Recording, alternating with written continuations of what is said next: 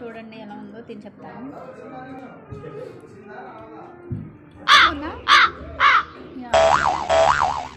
నిజం చెప్పు. అంటే పర్లేదు.